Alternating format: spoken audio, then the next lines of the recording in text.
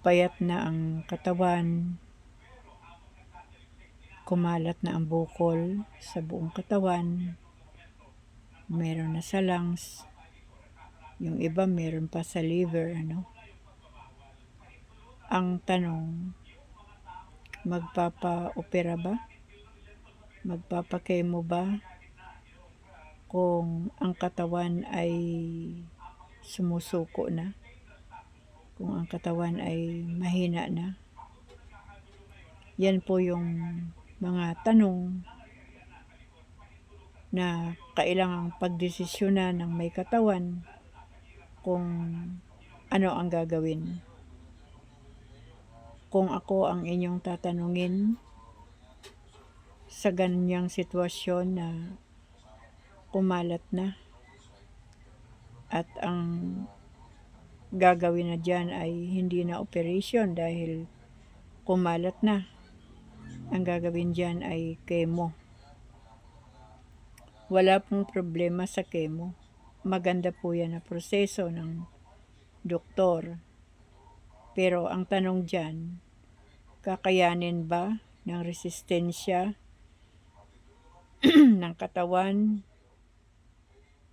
ang chemo kung mismo ang katawan ay nangihina na? Alam niyo mga kaibigan, ako, laging practical ako sumagot sa mga tanong. Nung ako po ay nagdesisyon na hindi magpa-opera, ang bukol ko, 3 piraso lang na magkakadikit sa ilalim ng nipple ng aking breast.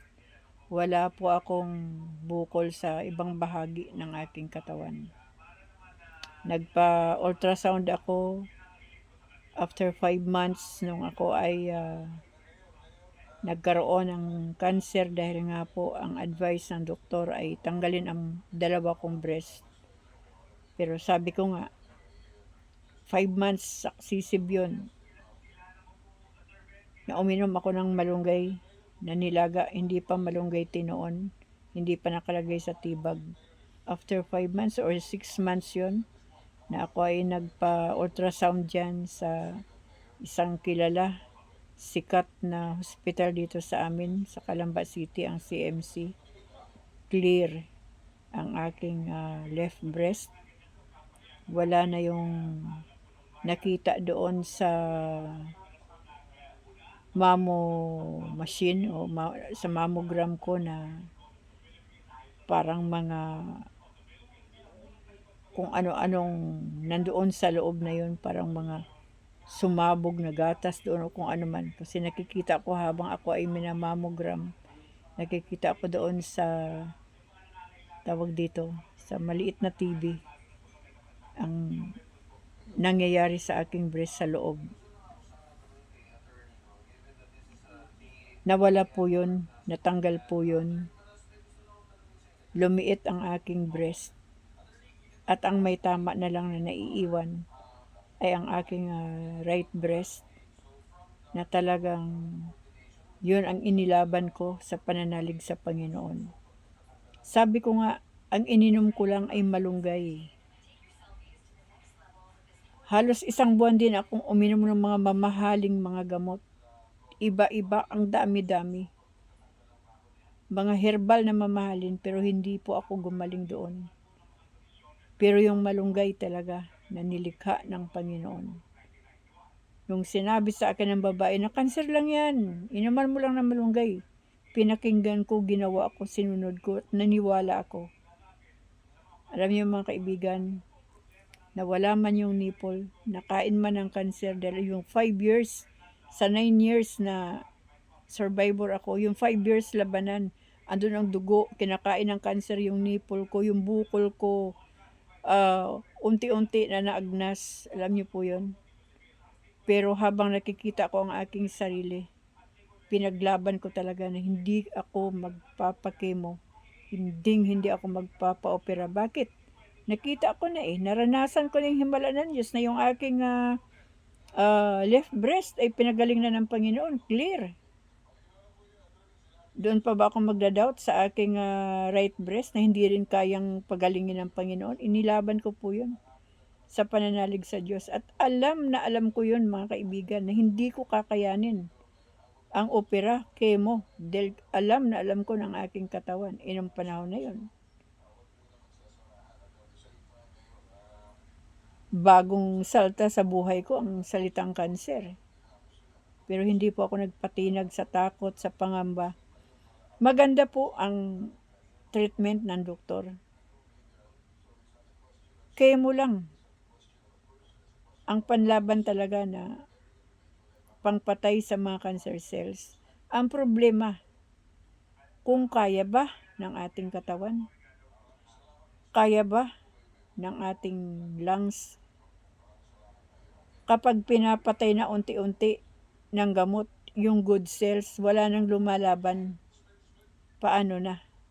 Kaya ako, kung tatanungin ninyo ako, ilalaban ko na yan sa pananalig. Payat ka na? Nagsabi na ang doktor na hindi na uoperahin dahil kumalat na ang bukol sa katawan.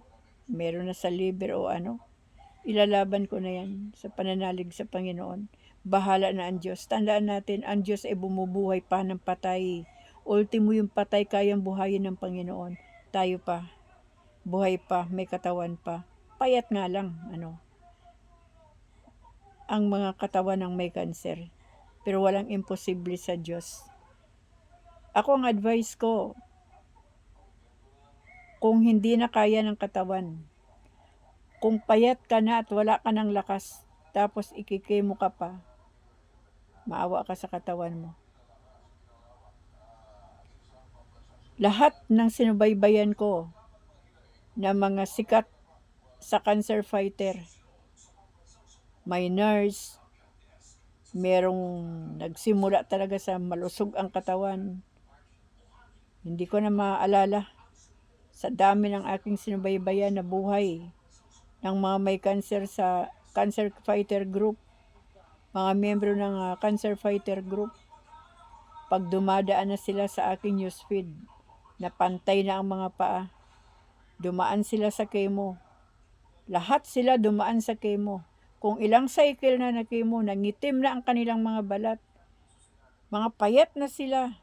Kung dumaan sa newsfeed ko, mga patay na sila. Hindi kinaya ang chemo. Bakit ko pahirapan ang aking sarili? Na kahit ako walang chemo, walang opera, walang kung ano paman. Nabubuhay ako sa habag, sa biyaya, sa awa ng Diyos. Bakit ko pahirapan ang aking sarili? Na ang dami-daming mga komplikasyon kapag na-chemo, bakit ko pahirapan ang aking sarili? Kung ang Diyos naman ang tumutulong sa akin araw-araw na hindi ako mahirapan. Kaya mga kaibigan ko, hindi ako galit sa doktor, hindi ako galit sa chemo.